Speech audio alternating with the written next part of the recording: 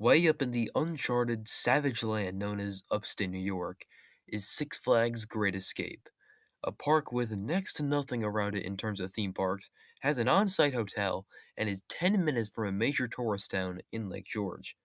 And they get zero investment. I get the park is small, but seriously, Six Flags adds nothing to this park besides the occasional flat ride every now and then. They have a really good wood coaster in common. They had a rare bobsled coaster and a nice, charming feel. But it was just not a park with much appeal to go to because they never got any investments. That is, until 2024. For some blessed reason, Six Flags remembered that this park existed. 2024 would see the opening of likely the best coaster to open in the United States that year, and a true sleeper hit, the Bobcat.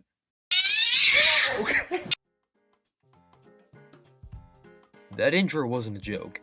I genuinely believe that Bobcat was the best coaster to open in the United States in 2024.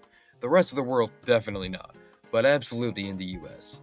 This 50-foot tall family wooden coaster is better than a record-breaking dive coaster and a Schwarzkopf looping coaster brought back from the dead. Seriously, this little ride is so good. So let's discuss why. Getting introductions out of the way, Bobcat is a family wooden coaster built by the Gravity Group at Six Flags Great Escape in Queensbury, New York. Its stats are absolutely not impressive. 55 feet, 40 miles per hour, 1,400 feet of track, it's not a big ride at all.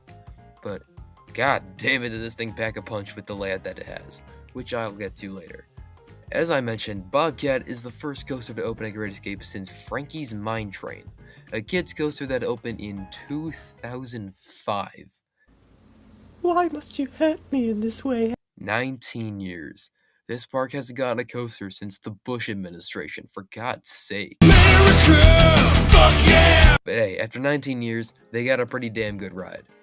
Anyways, preamble over. Let's talk about the ride itself instead of everything around it.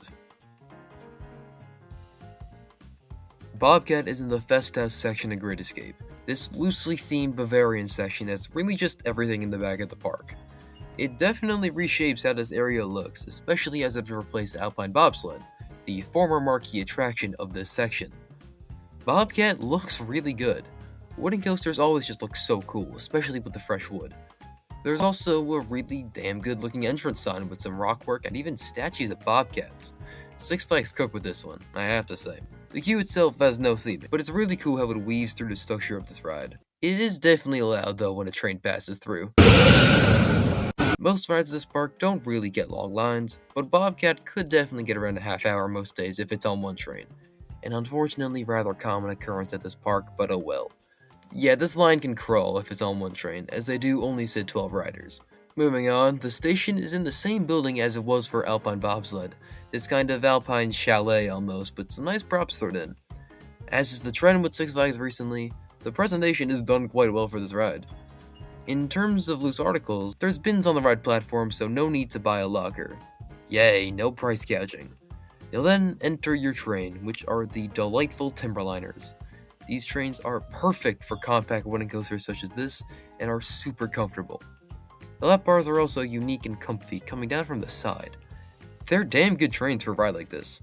I do like the back row best on this ride for the drop, but it's all about preference. Anyways, it's now time for your ride. You climb right up your 55-foot lift hill and take a sharp turn to the left into your first drop. And this is one hell of a drop.